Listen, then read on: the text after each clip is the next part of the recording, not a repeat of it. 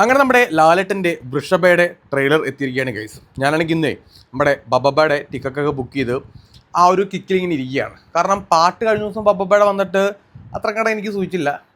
പ്രത്യേകിച്ച് തുടക്കത്തിലുള്ള ലിറിക്സ് ഉണ്ടല്ലോ, ചിലർക്ക് മകന, അത് ഷാൻ റഹ്മാൻ നല്ല രീതിയിൽ നമുക്ക് 3G ആക്കി കൈ തന്നിട്ടുണ്ടായിരുന്നു. അപ്പോൾ എന്തായാലും പടം ബബ്ബ എനിക്കൊരു പ്രതീക്ഷയുണ്ട്. പക്ഷേ ഈ വൃഷഭയിൽ എനിക്ക് പ്രത്യേകിച്ച് പ്രതീക്ഷ ഒന്നുമില്ലെന്ന് മാത്രമല്ല, ഇതിൻ്റെ റിലീസ് ഡേറ്റ് ഡിസംബർ 25 ഈ പടം ഇറങ്ങാൻ വേണ്ടി പോവുകയാണെന്ന് പറയുമ്പോൾ നമ്മൾ ആലോചിക്കുന്നത് എന്തിന്? കാരണം ബബ്ബ ഇറങ്ങി, ലാലേട്ടൻ്റെ പേരിലാണ് ബബ്ബ ഏറ്റവും കൂടുതൽ ആൾക്കാർ കാത്തിരിക്കുന്നത്. ഒരാഴ്ച കഴിയുമ്പോഴത്തേക്കും പിന്നെ ഈ വൃഷഭ എന്തിനാണ് ഇറക്കി വിടുന്നത്? കുറച്ചുകൂടെ താമസിച്ച് നല്ലൊരു ഡേറ്റ് നോക്കി പിന്നീട് ഇറക്കി വിട്ടാൽ പോരെന്നൊക്കെ ഞാൻ ചിന്തിക്കുന്നുണ്ട്. എനിക്കറിയില്ല, പടം ഓൾറെഡി 2-3 തവണ മാറ്റി വെച്ചതാണ്, ഇനിയും മാറ്റി വെക്കാനുള്ള ചാൻസ് കൂടെ അവിടെ കാണുന്നുണ്ട്.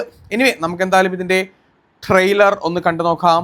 ഇതിൻ്റെ നന്ദകിഷോർ എന്ന് പറഞ്ഞ ഡയറക്ടറെ ഇതിനു മുമ്പ് തെലുങ്ക് കുറേ പടമൊക്കെ എടുത്തിട്ടുണ്ട്. ചില പടമൊക്കെ നല്ലതാണ്. ഇപ്പോൾ ലാസ്റ്റ് സെമ്മ തിമിര് എന്ന് പറഞ്ഞിട്ട് പടമൊക്കെ എടുത്തിട്ടുണ്ടായിരുന്നു. നമ്മുടെ മാർട്ടിനിലെ നായകനാണ്. അതൊക്കെ കണ്ടു കഴിഞ്ഞാൽ ഇത്തിരി സീനാണ്. പക്ഷെ നമുക്ക് എന്തായാലും ലാലേട്ടൻ്റെ പടം അല്ലേ, എന്തായാലും നോക്കാം.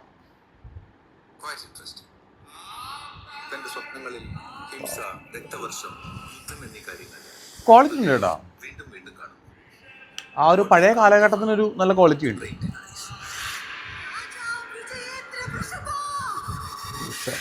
ലാലേട്ടനാണ് ഋഷഭ എന്ന് പറയുന്ന ക്യാരക്ടറായിട്ട് ചെയ്യുന്നത്. നമുക്ക് എല്ലാവർക്കും അറിയാമല്ലോ. 2 കാലഘട്ടം, അത് നമ്മൾ ഏകദേശം മനസ്സിലാക്കിയൊരു കാര്യം തന്നെയാണ്. ലാലേട്ടൻ്റെ മോനായിട്ട് അഭിനയിക്കുന്ന ചെക്കനാണല്ലേ. ഫൈറ്റ് കുഴപ്പമില്ല, ഫൈറ്റ് കൊള്ളാം, പക്ഷെ അവൻ്റെ സ്ക്രീൻ പ്രസൻസ്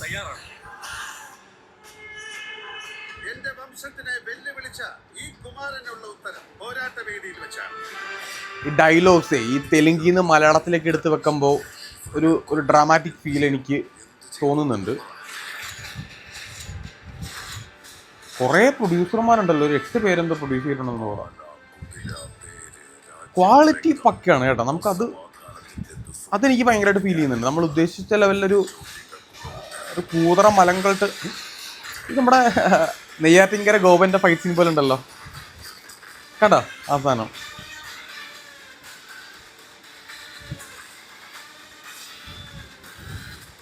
ഓ, പൊളി പൊളി പൊളി പൊളി പൊളി. ആ ഫൈറ്റ് സീൻ ലാസ്റ്റ് ലാലേട്ടൻ ഒരു വൈറ്റ് ഷർട്ടിട്ട് ചെയ്ത ഒരു ഫൈറ്റ് സീൻ കൊള്ളാം.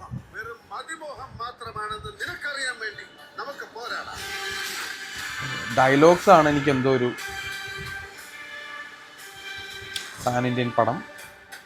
നന്ദകിഷോർ വൃഷഭ എനിക്ക് ഡിസംബർ 25 മേ ബി മാറ്റി വെക്കുമോ എനിക്കറിയില്ല. മാറ്റി വെക്കുന്നവരെ എനിക്കറിയില്ല. ഇനി മാറ്റി വെക്കട്ടെ എന്ന് ആഗ്രഹിക്കുകയാണ്. കാരണം ബബ്ബ നന്നായിട്ട് ഓടട്ടെ. അതിൻ്റെ കൂട്ടത്തിൽ 25 വൃഷഭ ഇറക്കുമോ എനിക്കറിയില്ല, നോക്കാം. എന്തായാലും നമുക്ക് ട്രെയിലർ എനിക്ക് കണ്ടപ്പോഴത്തേക്ക് ഞാൻ തുടക്കത്തിൽ പറഞ്ഞു, എനിക്ക് ലാലേട്ടൻ്റെ ഈ രാജാപ്പാട്ട് വേഷങ്ങളോട് എനിക്ക് തീരെ താല്പര്യമില്ല.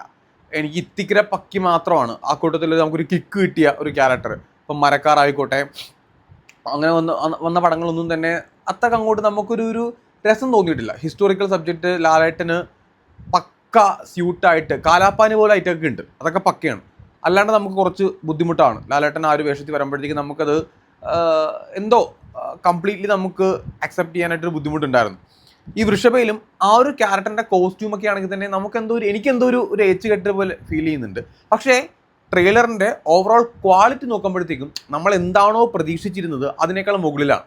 നമ്മളിപ്പോൾ തീരെ എന്താ പറയുക, ഒരു മലങ്കൾട്ട് പരിപാടി പ്രതീക്ഷിക്കുവാണെങ്കിൽ അതിൻ്റെ ബെറ്റർ ആയിട്ടുള്ള സാധനമാണ് നമ്മൾ ട്രെയിലറിൽ കാണുന്നത്. ഇപ്പോൾ സാം CS സ്കോറിംഗ് ആണെങ്കിൽ തന്നെയും നൈസായിട്ടുണ്ട്. ഫൈറ്റ് സീൻസൊക്കെ നോക്കുമ്പോൾ ഈ ഒരു ട്രെയിലറിനകത്തെ ഡയലോഗ് എനിക്ക് സുഖമായിട്ട് തോന്നിയിട്ടുണ്ട്. ലാലേട്ടൻ്റെ കോസ്റ്റ്യൂം എനിക്ക് പഴയ കാലഘട്ടത്തിലെ ലാലേട്ടൻ്റെ കോസ്റ്റ്യൂം എനിക്ക് എന്തോ രസിച്ചില്ല. പക്ഷേ പുതിയ കാലഘട്ടത്തിൽ ലാലേട്ടനെ കാണിക്കുമ്പോഴും അദ്ദേഹത്തിൻ്റെ ഫൈറ്റ്സിനെ കാണിക്കുമ്പോഴത്തേക്കാണെങ്കിലും അതൊരു നൈസൊരു പരിപാടി എനിക്ക് ഫീൽ ചെയ്യുന്നുണ്ട്. കൊള്ളാം, അതൊരു നല്ല ഐറ്റമാണ്. ചിലപ്പോൾ ഒരു ബിരിയാണി കിട്ടാൻ ചാൻസ് ഉണ്ട് കേട്ടോ. കാരണം നമ്മൾ ഒരു മോശം പടം പ്രതീക്ഷിച്ച് നമ്മൾ തിയേറ്ററിലേക്ക് പോകുമ്പോൾ, പിന്നെ ലാലേട്ടൻ്റെ പടമാണ്, സ്വാഭാവികമായിട്ടൊരു പോസിറ്റീവ് റിവ്യൂ കിട്ടിക്കഴിഞ്ഞാൽ പടത്തിനുണ്ടാകുന്ന ബൂസ്റ്റപ്പ് അണിയപ്പുറത്തൊക്കെ നന്നായിട്ട് അറിയാം. ഒരു ആവറേജ് ലെവലിലെങ്കിൽ ഈ പടം വന്നു കഴിഞ്ഞാൽ പടം കയറി കൊളുത്ത്, അത് ഇവർക്ക് നന്നായിട്ട് അറിയുകയും ചെയ്യാം. അതുകൊണ്ടാണ് ഈ ഒരു പടത്തിൻ്റെ പ്രൊമോഷൻ പോലും ഇത്രയും ഒരു മന്ദഗതിയിൽ ഇവർ നടത്തിക്കൊണ്ടിരിക്കുന്നത്. ഇപ്പോൾ ബബ്ബയിലൂടെ ആണെങ്കിൽ തന്നെ നമ്മൾ കണ്ടതാണ്, ലാലേട്ടൻ എന്ന് പറയുന്ന ഒരു ബ്രാൻഡിനെ വെച്ചിട്ടാണ് ബബ്ബ അവർ മാർക്കറ്റ് ചെയ്തേക്കുന്നത്. ഇത്രയും ഇനീഷ്യൽ കളക്ഷൻ പോലും വരുന്നത് ലാലേട്ടൻ ഉള്ളതുകൊണ്ട് തന്നെയാണ്, അതിനകത്ത് സംശയം വേണ്ട. ഇപ്പോൾ തിയേറ്ററിലേക്ക് ഏറ്റവും കൂടുതൽ ആൾ കയറാൻ വേണ്ടി പോകുന്നതും ഒബിയസ്ലി അത് ലാലേട്ടൻ ഫാക്ടർ കൊണ്ട് തന്നെയാണ്. ഫാക്ടറാണ് ഇതിൻ്റെ മെയിൻ റീസൺ എന്ന് പറയുന്നത്. സോ ഇവിടെ വൃഷഭ എടുത്ത് വെക്കുമ്പോഴും വൃഷഭയിലും ഞാൻ പറഞ്ഞല്ലോ, ഞാൻ ഉൾപ്പെടുന്ന എല്ലാ ലാലേട്ടൻ ഫാൻസിനും വൃഷഭയിൽ വലിയ പ്രതീക്ഷയൊന്നും കാണത്തില്ല. ഈ പ്രതീക്ഷയുടെ ഭാരം കുറച്ചുകൂടി നമ്മൾ തിയേറ്ററിലേക്ക് പോകുമ്പോഴത്തേക്കും നമുക്കൊരു നൈസ് ഐറ്റം കിട്ടിക്കഴിഞ്ഞാൽ നമ്മൾ കംപ്ലീറ്റ്ലി സാറ്റിസ്ഫൈഡ് ആവും. ട്രെയിലറിൽ ടെക്നിക്കലി എനിക്ക് ഭയങ്കരമായിട്ട് ട്രെയിലർ ഇഷ്ടപ്പെട്ടു. നൈസ് വർക്കാണ്. ഇപ്പോൾ ക്യാമറ ആയിക്കോട്ടെ, ഫ്രെയിംസ് ആയിക്കോട്ടെ, എല്ലാം നൈസായിട്ട് തോന്നി. സാം സീസിൻ്റെ സ്കോറിങ് എനിക്ക് സൂപ്പറായിട്ട് തോന്നി. ലാലേട്ടൻ പ്രസന്റ് സ്റ്റേജിൽ കാണിക്കുന്ന ഫൈറ്റും പരിപാടിയൊക്കെ സൂപ്പറാണ്. ഇമോഷണലൊക്കെ പക്കയാണ്. ലാലേട്ടനെ മോനായിട്ട് അഭിനയിക്കുന്ന ചെക്കൻ നമുക്ക് സിനിമയെ കാണാം. അവനത് സ്ക്രീൻ പ്രസൻസ് വലുതായിട്ട് തോന്നുന്നില്ല. എനിവേ, നമുക്ക് എന്തായാലും പടത്തിന് വേണ്ടിയിട്ട് വെയിറ്റ് ചെയ്യാം. ആ ഹിസ്റ്റോറിക്കൽ പോർഷൻ നന്നാക്കി കഴിഞ്ഞാൽ പടം സെറ്റാവും, വർക്കാവും എന്നാണ് എനിക്ക് പ്രതീക്ഷിക്കുന്നത്. ഈ പടത്തിൻ്റെ ഒരു പോസിറ്റീവ് ഓർ നെഗറ്റീവ് ആ ഹിസ്റ്റോറിക്കൽ പോർഷൻ എങ്ങനെയാണോ അതിനെ ഡിപ്പെൻഡ് ചെയ്തിട്ടിരിക്കും. എന്തായാലും നമുക്ക് കാണാം.